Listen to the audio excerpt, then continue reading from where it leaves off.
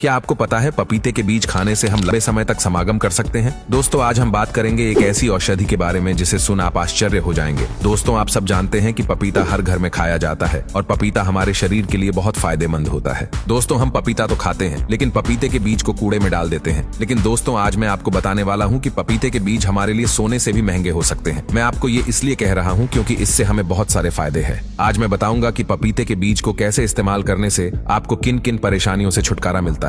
दोस्तों, अगर आपको लिवर की परेशानी है, आप खाना हजम नहीं कर पाते हैं या फिर आपके लिवर में कोई परेशानी है, तो आप पपीते का बीज का इस्तेमाल करेंगे तो आपको बहुत जल्द इससे छुटकारा मिल जाएगा और साथ ही कभी भी आपको लिवर की परेशानी नहीं होगी। दोस्तों, अगर आपके लिवर में कोई भी किसी भी तरह की परेशानी है या इन्फेक्शन है तो आप इन पपीते के बीजों को एक बार इस्तेमाल करके जरूर देखें।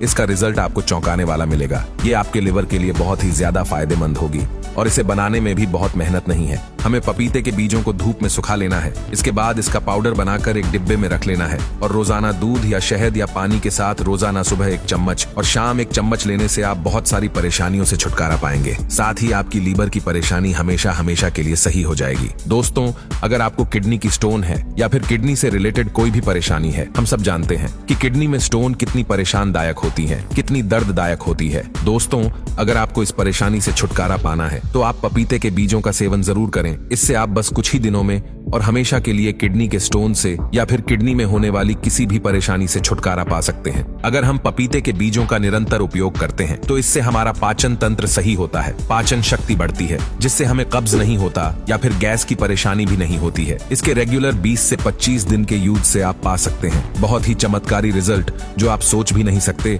इन सारी परेशानियों के लिए आपने बहुत महंगी महंगी दवाइयां खाई होंगी जो कि आपके लिए असरकारक नहीं है, लेकिन ये आपके लिए बहुत फायदेमंद होगी। साथ ही दोस्तों, आपने सुना होगा सबसे बड़ी बीमारी यानी कि कैंसर का इलाज अभी तक लाइलाज ही है। आज मैं आपको बताने वाली हूँ कि पपीते के बीजों से आप इसको भी खत्म कर सकते हैं। दोस्तों, यूं तो कैंसर के लिए बहुत सारी दवाइयां मिलती हैं, लेकिन इसका रिजल्ट नहीं के बराबर है। लेकिन अगर आप पपीते के बीजों का सेवन करते हैं तो मात्र कुछ दिनों के यूज से कैंसर जैसी बड़ी बीमारी से आप छुटकारा पा सकते हैं। दोस्तों, आपको इन्फेक्शन के कारण अगर बुखार, सर्दी, जुकाम या खांसी है तो आप इस बीज का इस्तेमाल रेगुलर करें। आप इससे बहुत जल्दी निजात पाएंगे और ये आपको कभी भी परेशान नहीं बल्कि फायदा ही देगा। पेट दर्द, गंभीर पेट दर्द या दस्त की वजह से अगर आप परेशान हैं या आपको दस्त होता है या बहुत तेज पेट दर्द है तो भी पपीतों के बीज आपके लिए बहुत ही ज्यादा फायदेमंद है। रोजाना 1 चम्मच पपीतों के बीज से बना पाउडर का दूध के साथ मिलाकर सेवन करने से आप बहुत सारी परेशानियों से छुटकारा पा सकते हैं। आप दूध की जगह पानी का भी इस्तेमाल कर सकते हैं, यह आपके लिए बहुत फायदेमंद होगा। साथ ही दोस्तों, अगर आपके पेट में दर्द बहुत ही ज्यादा है